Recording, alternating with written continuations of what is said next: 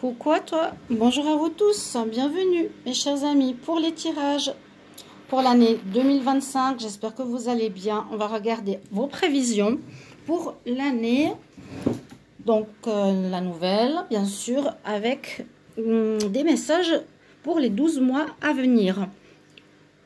Je vais utiliser l'oracle des Météores et ce tirage sera pour les scorpions. Bienvenue aux scorpions, ascendant scorpion, lune en scorpion. Il me reste après les sagittaires et les capricornes. Donc soyez patients. La prochaine fois, j'irai dans l'autre sens. Je vais commencer par les capricornes. Parce que là, j'ai pas choisi au hasard. J'ai commencé par les verseaux, poissons, etc. J'étais dans le sens des signes astrologiques. Donc bienvenue à vous. Restez jusqu'à la fin parce que je vais donc vous dire ce qui va se passer mois par mois. Avec une synthèse premier trimestre. Une synthèse vers le milieu d'année. Je vous explique un petit peu ce qui va se passer pour vous. Et je vais faire après une coupe au tarot. Et je vous donnerai un message conseil pour cette année 2025. Donc prenez ce qui résonne pour vous. Vous pouvez marquer sur un papier les mots-clés. S'il y a un mois un peu particulier, assez fort. Scorpion, ascendant scorpion, lune en scorpion. Prévision 2025. Scorpion, ascendant scorpion, lune en scorpion. Les 12 mois 2025. Scorpion, 12 mois 2025. Scorpion, 12 mois 2025. On y va, les scorpions. Alors, si vous avez des questions, des interrogations, vous posez des questions peut-être, voilà, déjà depuis l'année passée, on me dit, cherche pas à l'extérieur, ne t'interroge pas trop avec ta tête, la réponse est en toi. Écoute ton ressenti. En février, où on me dit peut-être à la prochaine pleine lune ou la prochaine nouvelle lune de février, cette réponse va s'avérer être évidente. Le fait que vous le savez ou il y a quelque chose que vous savez au fond de vous. Au mois de mars, les émotions qu'il y a pu avoir au début d'année vont s'apaiser. On voit qu'il y a une évolution, un envol, une espèce de renaissance. Voilà, c'est positif ce début d'année. Vraiment, écoute en toi pour trouver des réponses par rapport à quelque chose. Les scorpions, hein. Si vous m'écoutez, c'est important pour vous.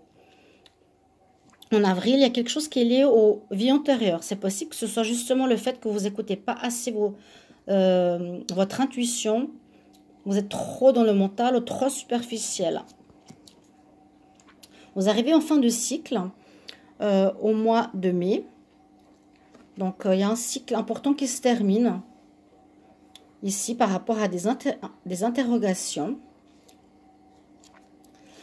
Et effectivement, on voit qu'au mois de juin, vous êtes quand même encore beaucoup dans votre tête, où vous recommencez à vous poser trop de questions. C'est ce que je vous ai dit au début. Écoutez plus votre intuition, les scorpions, ce sera un petit peu le mot d'ordre. En tout cas, c'est la première carte qui est ressortie.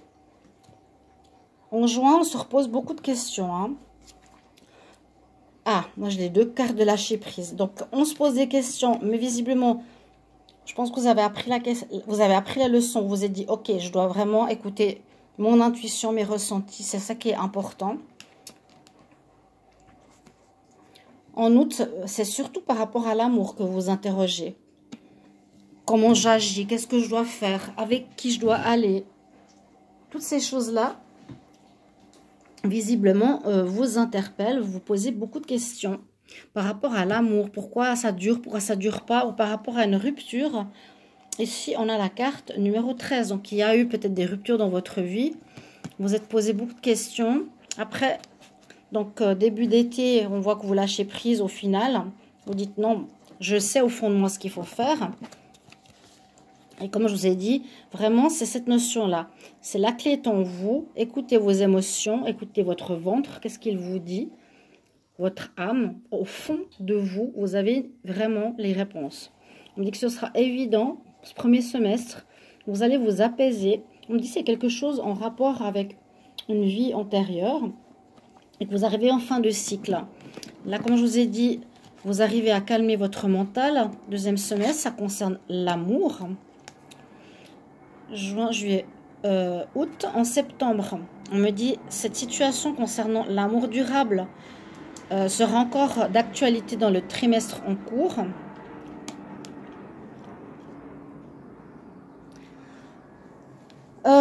Septembre. Septembre, je vois ici que vous avez compris que ça vient certains blocages ou certaines problématiques peut-être sentimentales de blessures de votre enfant. Mais on voit que vous arrivez à mettre le doigt dessus, comprendre ce qui se passe et vous allez vers une réussite. Pourtant, fin d'année, vous avez quand même des doutes. Hein. On voit que vous prenez encore le chou par rapport à ça. Vous n'êtes pas sûr. Et on voit qu'en fin d'année, vous allez avoir besoin de temps, de tranquillité, de calme. Ce sera assez tranquille ici pour vous, en cette fin d'année. Voilà, je crois que c'est bon. Oui, on me dit rupture, donc rupture avec l'ancien, où vous vous interrogez sur l'amour et peut-être pourquoi il y a des ruptures dans votre vie sentimentale. C'est vraiment le ressenti que j'ai. Je vais regarder avec le tarot. Donc Scorpion, ascendant Scorpion, lune en Scorpion, Scorpion, ascendant Scorpion, lune en Scorpion.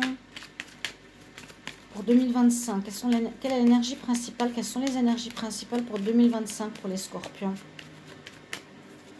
Scorpion 2025. Oui, vous allez être pas mal à vous chercher, vous posez des questions. L'ermite, vous voyez la tête de l'ermite là. C'est à nouveau, c'est pas ta lanterne qui va répondre, mais c'est dans ta tête. C'est ça, ce que je vous dis tout à l'heure. Dans ta tête, dans ton âme. Écoute plus ton âme que ton mental. Justement, peut-être par rapport aux cassures, aux ruptures que vous avez vécues et au pourquoi. Mais on me dit qu'il y aura quand même de l'avancement. C'est-à-dire que vous allez vivre une évolution par rapport à ça, par rapport à cette compréhension au niveau de l'amour. On voit qu'il y a de l'avancement ici. Et il y a effectivement une fin de cycle par rapport à cette problématique. D'accord, les amis?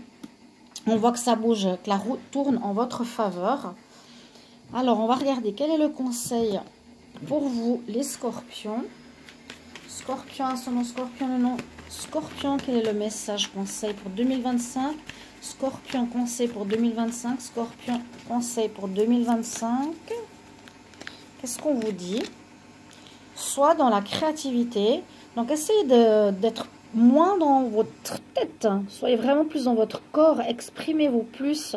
Votre créativité, c'est la parole de votre âme. C'est ce que je vous ai dit. Connectez-vous à votre âme. Voilà, c'est vraiment le mot-clé de ce tirage. Merci de vous abonner à la chaîne. Merci de me rejoindre lors des directs, des lives. Et puis, merci pour vos retours en commentaire qui me font très plaisir. À tout bientôt. Gros bisous. Bye bye.